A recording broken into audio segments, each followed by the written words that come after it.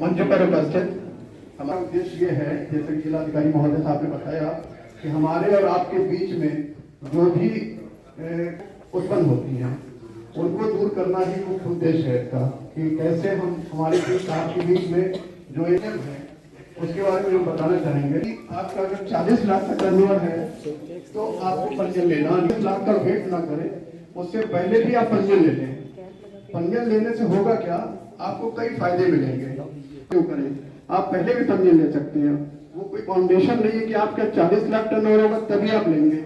बहुत से व्यापारियों में ये शंका हो उसका एक आमने सामने संवाद किया जा सके, और जो भी प्रश्न हो उनका जो कानून की व्यवस्था है उसके अनुसार उसका समाधान उनको प्राप्त हो सके, जिससे मन में कोई क्वेश्चन मार्क, कोई शंका या किसी जानकारी के अभाव में किसी से कोई गलती ना हो। और दूसरा ये है कि इसका जो जीएसटी कानून है जिसका सरलीकरण लगातार हो रहा है, और आज जिस स्वरूप में जीएसटी का कानून लागू है वो व्यापारी के हित में है। उसको कंप्लायंस को हम लोग किस तरह सरल बना सकते हैं और किस तरह से उसको अपने हित में इस्तेमाल करते हुए अपने व्यापार में उत्तरोत्तर वृद्धि कर सकते हैं। क्योंकि सबसे अच्छा यही होता है कि कभी भी किसी व्यापारी के लिए गर्व की बात यह होती है कि वो कभी किसी कंप्लायंस की कमी की वजह से उसके ऊपर कोई उंगली ना उठे, और अगर उंगली नहीं उठेगी तो आपका आत्मसम्मान बना रहेगा, आपका गौरव बना रहेगा। सारे व्यापारी बंधु मिल करके इस समाज के, इस मिर्जापुर के परिवार के गौरव हैं, और आपके गौरव पर कोई आंच नहीं आने वाली।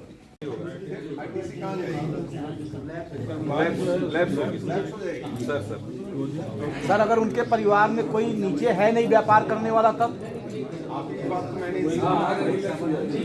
तो लैप्स होने वाला, तो सर ये तो सुझाव देना पड़ेगा सरकार को कि लैप्स ना हो, कोई उनके परिवार में व्यापार करने वाला नहीं है।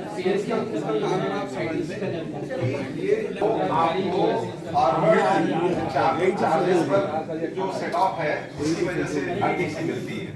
मतलब आपने जैसे कोई माल मंगाया, अगर आपने उसको गिफ्ट दे दिया, अगर आपने उसको पर्सनली कंज्यूम कर लिया, अगर वो चोरी हो गया तो उसकी आईटीसी एज पर सेक्शन 15 वो ब्लॉक है। सर लेकिन यहाँ स्थिति की चोरी होने की नहीं है, यहाँ स्थिति फर्म बंद कर दी। जी मैं वही कह रहा हूँ कि जैसे वो व्यापार चूंकि बंद कर दिए, इसका मतलब ये हुआ कि आगे जो भी उनके पास स्टॉक होगा उसको फर्दर फॉरवर्ड चार्ज में सेल नहीं कर पाएंगे, सप्लाई नहीं कर पाएंगे। अगर आपने व्यापार बंद कर दिया तो उस कंडीशन में, अगर आपने व्यापार बंद कर दिया, फर्दर सप्लाई बंद कर दी, तो आपको जो इनपुट पर आईटीसी है वो नहीं मिलेगी एज पर लॉ। इसमें अधिकारी का पर्सनल वो नहीं है, ये एज पर सेक्शन 15 है, आप उसको देख सकते हैं। Thank you. ये व्यापारी संवाद कार्यक्रम है जिसमें जीएसटी 2.0 के तहत व्यापारियों से सीधा वार्तालाप करते हुए उनको जागरूक करना है, इसकी प्रमुख जो विशेषताएं हैं उससे उनको अवगत कराया जाना है, और उसके अतिरिक्त उनको इस बात के लिए भी जागरूक करना है कि जो भी व्यापारी बंधु जीएसटी के दायरे में आते हैं वो सब लोग अपना पंजीकरण कराएं और कंप्लायंस को समय से करते रहें, जिससे व्यापार में उनको कोई समस्या ना हो। और इस संबंध में उनके जितने भी प्रश्न होंगे और जो भी उनकी समस्याएं होंगी उनका समाधान करने के उद्देश्य से इस कार्यक्रम को रखा गया है। आज मुझे पूर्ण विश्वास है कि हमारे सभी व्यापारी साथी अपने शंकाओं का समाधान करते हुए और पूरी जानकारी और जागरूकता इस कार्यक्रम के माध्यम से प्राप्त करेंगे। यही आज के कार्यक्रम का उद्देश्य है। धन्यवाद। मेरा नाम दिनेश कुमार दुबे है। क्या है सर आप? मैं यहाँ पर ज्वाइंट कमिश्नर एग्जीक्यूटिव कार्यपालक। कौन सा कार्यक्रम है? कार्यक्रम का क्या उद्देश्य है? इस कार्यक्रम का को हमारे यहाँ मुख्यालय के द्वारा व्यापारी संवाद कार्यक्रम नाम दिया गया है, और इसका उद्देश्य ये है कि हम विभिन्न तरह की जो हमारी रिटर्न दाखिला है, पंजीयन बेस बढ़ाने के संबंध में है, या व्यापारी दुर्घटना बीमा योजना है, जीएसटी 2.0 की जो सुधार के लाभ हैं उनको हम व्यापारी बंधुओं को उनसे परिचित कराएं, उनकी समस्याएं सुने, उनके सुझाव जाने। कुछ शिकायतें आई सर? हाँ, आई हैं, उनको नोट डाउन किया जा रहा है और मुख्यालय के निर्देश पर उसको हम मेल के द्वारा और फिजिकली उसको वहाँ मुख्यालय को प्राप्त कराएंगे। जनपद कई ऐसी शिकायतें आती हैं कि कर वसूली में जो होते GST बिना काम चल रहा है, उसके लिए क्या करते हैं आप लोग? नहीं, हमारे यहाँ एक प्रवर्तन शाखा है, इन्फोर्समेंट विंग है, जिसमें कि इस तरह की कोई भी सूचना मिलने पर हम व्यापार स्थल की या जहाँ भी इस तरह की अवैध गतिविधियाँ चल रही हैं, संचालित हो रही हैं, उनकी जांच कराने की कार्रवाई कराते हैं। मेरा नाम आशीष बुधिया है।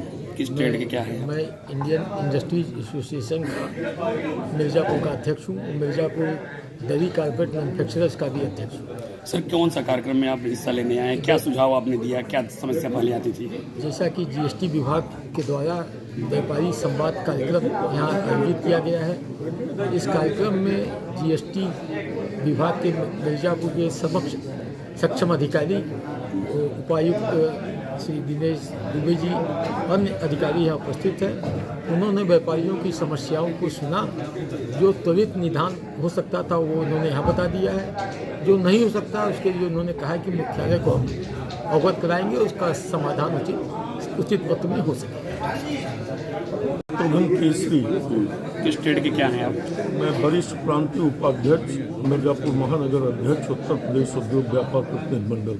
किस कार्यक्रम में आए? क्या आपने सुझाव दिया? क्या पहले समस्या थी या क्या समस्या है? शासन के द्वारा आज पूरे प्रदेश के अंदर व्यापारी संवाद का कार्यक्रम GST विभाग के द्वारा रखा गया है और इस कार्यक्रम में हमारे व्यापारियों ने अपनी तमाम समस्याएं रखी हैं। अभी मैं अपने वक्तव्य में कुछ सुझाव और वो रखना चाहता हूँ। जैसे व्यापारी दुर्घटना बीमा के लिए हमारा संगठन लगातार मांग कर रहा है कि व्यापारियों का बीमा किसी भी तरीके की मृत्यु पर उनको लाभ मिले।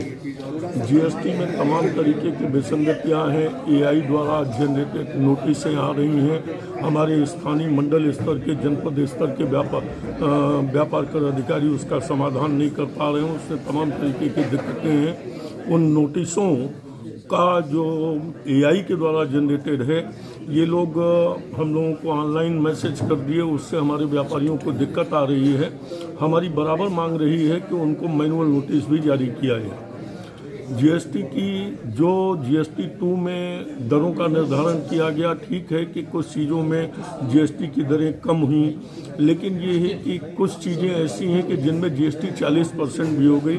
हमारा व्यापार मंडल लगातार मांग कर रहा है कि उसमें भी कम की जाए, जिससे हमारा व्यापारी उपभोक्ता लाभान्वित हो सके। इस तरीके की कुछ छोटी मोटी समस्याएं हैं कि स्थानीय स्तर पर व्यापारी जो हमारे अधिकारियों के यहाँ केस हो रहा है गया, हमारे कुछ अधिकारी उस पर हमारे व्यापारियों का जो दोहन और शोषण कर रहे हैं उसका भी लगातार विरोध करते रहे हैं और मैं चाहता हूं कि उसमें सुधार हो स्थानीय स्तर पर।